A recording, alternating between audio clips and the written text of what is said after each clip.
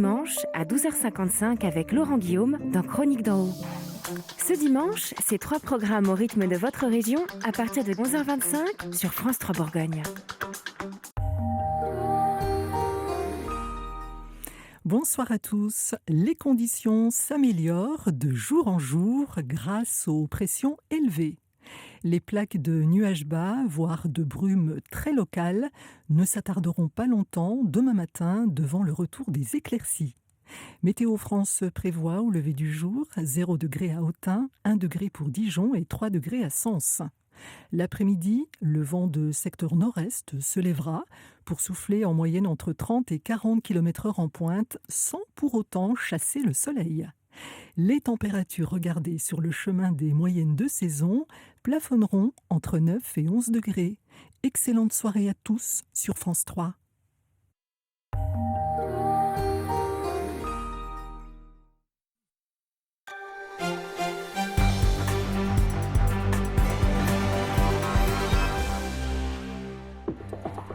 Bonsoir à tous et merci d'être au rendez-vous de l'information chaque soir sur France 3. Dans votre 19-20, Bourgogne, le 4e jour d'audience du procès du dentiste de Château-Chinon. Et le rythme s'accélère, les plaidoiries et le réquisitoire sont attendus demain. Le délibéré, lui, sera finalement rendu en mois de mai. Les retraités étaient appelés à manifester. Ils étaient plus de 200 dans les rues de Dijon ce matin. Ils réclament un revenu minimum décent. Les pensions n'ont augmenté que de 0,1% en 3 ans. Des tensions sociales au PMU, ça n'était pas arrivé depuis 21 ans en cause des fermetures d'agences et des suppressions de postes. Nous ferons le point en Bourgogne. Moins fort, les écouteurs en cette journée nationale de l'audition. Des lycéens beaunois ont été sensibilisés au danger des décibels à haute dose. Ce drame d'abord, un enfant de 3 ans est mort dans l'incendie d'une maison cet après-midi à Pagny-la-Ville en Côte d'Or. L'origine du feu est inconnue. Sur place, Christophe Tarris et Christophe Gaillard. C'est dans cette maison située à l'écart du village de Pagny-la-Ville que le drame s'est produit cet après-midi vers 14h. Un incendie dont l'origine est pour l'heure inconnue se déclare alors dans le pavillon. À l'étage se trouve un enfant de 3 ans. Il sera retrouvé mort, vraisemblablement asphyxié. Les parents, un couple d'une trentaine d'années, ont tenté en vain de secourir l'enfant en grimpant sur la véranda. Mais selon un enquêteur, il n'aurait pas été présent à l'intérieur de la maison au moment du départ du feu. Ils ont été conduits en état de choc à l'hôpital de Beaune. Une trentaine de pompiers se sont rendus sur place pour maîtriser le sinistre. Et une enquête de gendarmerie a été ouverte pour déterminer les circonstances du drame. Un changement de tempo au procès du dentiste hollandais de Château-Chinon. Le tribunal de Nevers accélère les débats, mais prendra le temps de rendre sa décision. Le jugement était annoncé la semaine prochaine. Il sera finalement mis en délibéré. Un changement justifié par la teneur des nombreux témoignages de victimes mutilées. Des psychologues sont d'ailleurs présents pour leur venir en aide durant l'audience. Régis Guillon, Tania Gomez. C'est le président du tribunal qui en a pris la décision hier, alors qu'il s'était engagé avec ses assesseurs à rendre un jugement. À l'issue des plaidoiries au terme des 9 jours d'audience, le magistrat s'est finalement ravisé. La Cour souhaite plus de temps pour examiner la qualification exacte de plusieurs faits reprochés au dentiste hollandais. Une sage décision pour l'avocat du collectif dentaire du Morvan. Pour moi, c'est plutôt le signe d'une bonne justice. Il faut que la justice prenne son temps pour délibérer sur ce dossier qui est complexe. Il y a beaucoup de victimes, il y a une personnalité du prévenu qui est complexe. Dans l'intérêt de la justice, pour que la décision soit bonne, qu'elle soit bien rédigée, qu'elle soit bien comprise, ça me semble important qu'il y ait du temps. Côté victime, pas de déception non plus à devoir attendre quelques semaines supplémentaires pour connaître la décision des juges. Il y a des éléments nouveaux qui sont intervenus. Monsieur Van Nierop a apporté quelques éléments, dont en particulier qu'il n'avait aucune compassion, que le monde ne l'intéressait pas, ce qu'il n'avait jamais dit. Donc, après tout, peu importe, une fois que le procès va être fait, je pense qu'on pourra se reconstruire. Et le procès qui avance bon train pourrait s'arrêter dès lundi soir prochain. Les avocats des parties civiles plaideront demain, puis l'avocat général lundi matin donc, et la défense dans l'après-midi du lundi. Le jugement délibéré devrait être connu dans le courant du mois de mai. Aujourd'hui s'est poursuivie l'audition des victimes et si l'on sait qu'elles ont souffert dans leur chair sous la fraise du dentiste, certaines victimes disent souffrir psychologiquement. Exemple, des victimes disent faire des cauchemars et voient Van Nierop les poursuivre pour leur arracher une dent. Des victimes ont une phobie générale des blouses blanches. Enfin, Certaines disent éprouver un profond malaise lorsqu'elles remettent les pieds à Château-Chinon. Des retraités étaient hier dans la rue aux côtés des étudiants pour contester le projet de loi sur le travail. Ils étaient appelés à manifester à nouveau aujourd'hui, cette fois pour réclamer des revenus corrects. Oui, car leur pouvoir d'achat a baissé ces dernières années. Leurs pensions n'ont pas augmenté, ou presque, depuis 3 ans. À Dijon, le reportage de Delphine Dubourg et Jean-Louis Saintin. Le rassemblement est silencieux mais pas moins revendicatif. Les retraités sont descendus dans les rues pour contester la baisse de leur pouvoir d'achat. Une mobilisation nationale et intersyndicale pour dénoncer le gel des pensions. En 3 ans, seule une augmentation de 0,1%. Ils demandent ainsi une revalorisation au 1er janvier de chaque année et un niveau de retraite digne. Ce que nous revendiquons, c'est que pour une carrière complète, que le niveau minimum des retraites soit équivalent au SMIC, c'est-à-dire aux environs de 1 500 € par mois. C'est tout simplement pour vivre dignement sa retraite. Les retraités dénoncent un niveau de vie toujours plus bas quand certains frais augmentent avec l'âge, comme les frais de santé.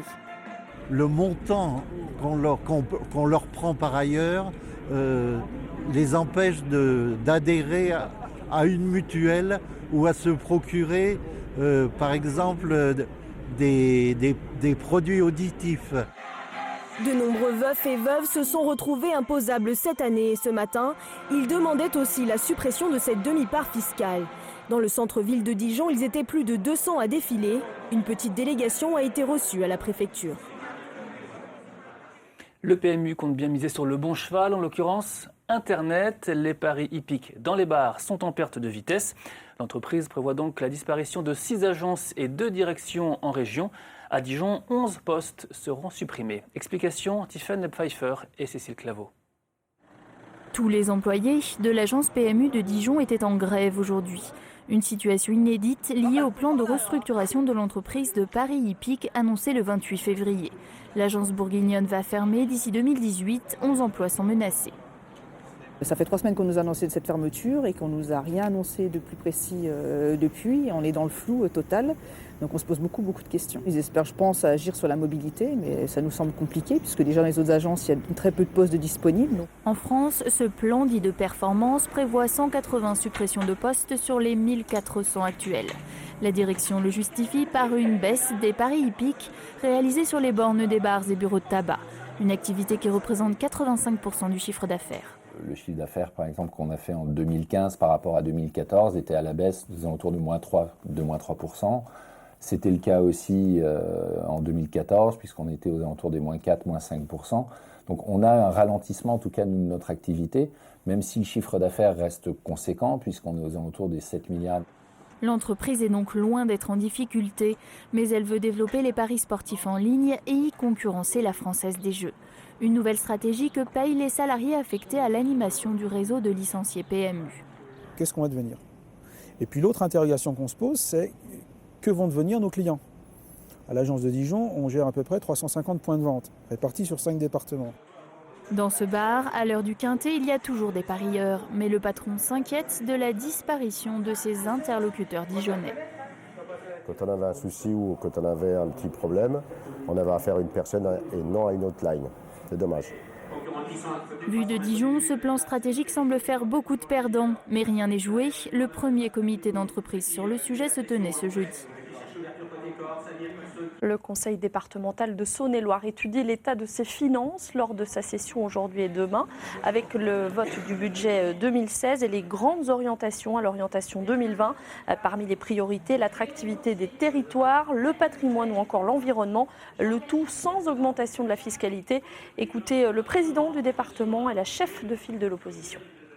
Le matraquage fiscal, c'est bon, je pense que la population a déjà largement donné. Donc nous, on a effectivement décidé de faire des économies sur nous-mêmes déjà, pour préparer, ne pas faire de hausse d'impôts, mais tout en gardant l'investissement. C'est important parce que c'est aussi un vrai signe sur le dynamisme de ce département. Bien entendu, nous serons favorables à toutes les économies de fonctionnement interne au département, puisqu'il faut le chercher partout où on peut mieux dépenser l'argent public. Par contre, nous disons et nous dirons clairement que ce budget coupe de façon forte dans le secteur de la culture, de l'éducation, des solidarités et de l'investissement. Une nouvelle avancée pour le projet de parc national dans le nord de la Côte d'Or et le sud de la Haute-Marne. Un arrêté de prise en considération a été publié hier. En clair, le gouvernement reconnaît son utilité et les particularités de cette forêt feuillue de plaine. Une nouvelle réunion a eu lieu cet après-midi en préfecture de Chaumont. Voyez le compte-rendu avec Maxime Meyer et Isabelle Griffon. C'est le premier effet de l'arrêté de prise en considération du projet de parc national publié hier, un peu à la surprise générale par le gouvernement. La tenue d'une réunion en préfecture de Chaumont pour informer tous les principaux acteurs de cette nouvelle étape.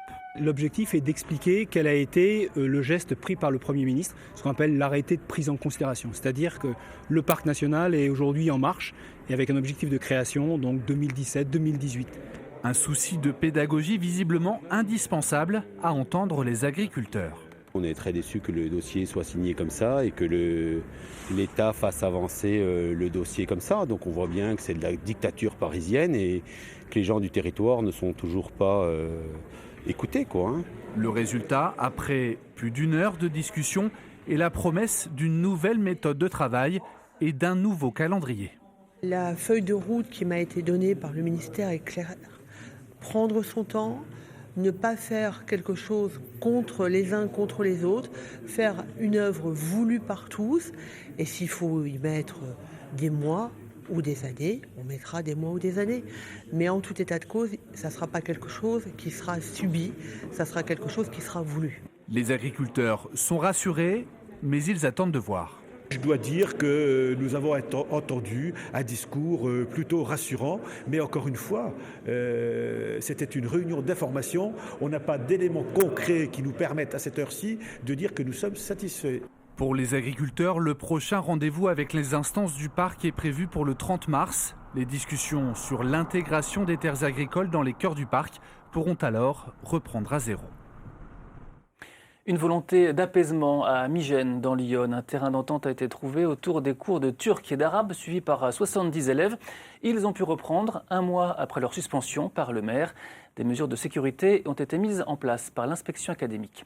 Sébastien Quéroux et Claude Eudes. 13h, les élèves et leurs parents patientent devant l'école primaire de Migène. Bonne nouvelle, la directrice de l'établissement est venue avec les clés de la classe pour les remettre comme prévu à la professeure de langue turque. Un retour presque à la normale pour cette professeure dont le maire avait décidé de suspendre les cours début février pour raison de sécurité. Pour les parents d'élèves et l'association culturelle turque, c'est un soulagement. Il y a une avancée par rapport à la semaine dernière, parce que la semaine dernière on était bloqués dehors, on n'avait pas les clés, les enfants étaient restés dehors. Aujourd'hui ils ont accès aux cours, ils font cours, donc on est déjà heureux par rapport à ça. Mais pour la suite, on est dans le flou en fait.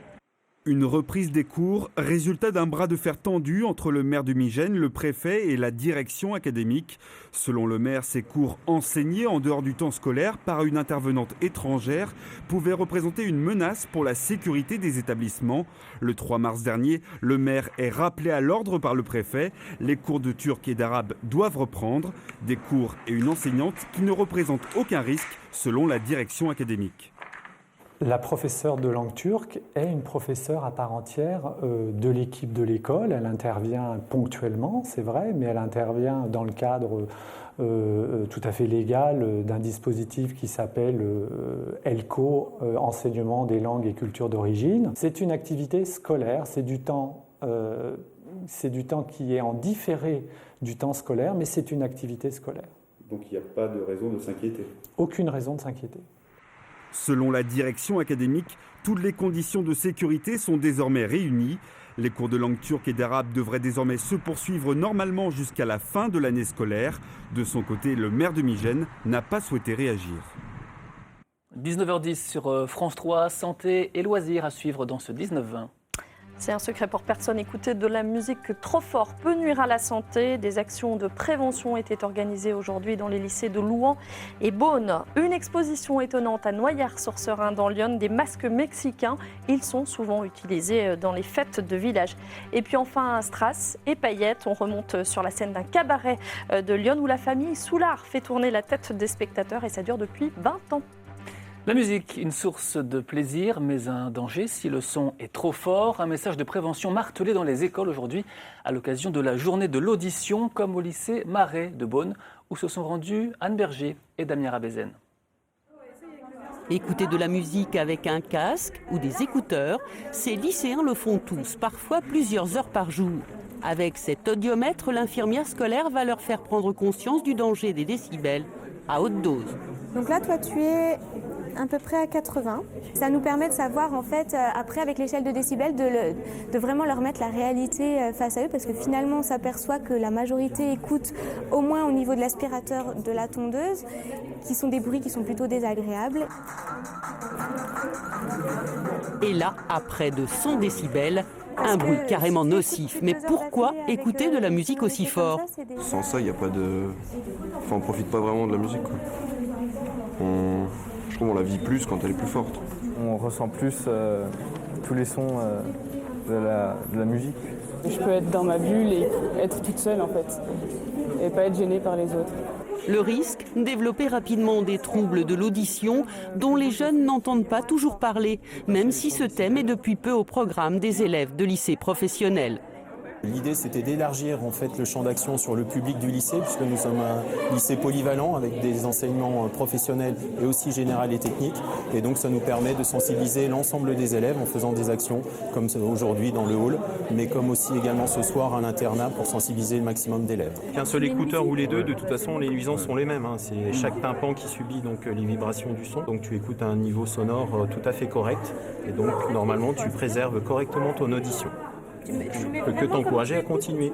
Au lycée Marel, l'atelier s'est terminé par une distribution de bouchons d'oreilles, un cadeau bien plus précieux qu'il y paraît. En France, 30 à 50 000 jeunes présentent déjà des altérations sévères du système auditif, parfois irréversibles. Jeunes ou moins jeunes,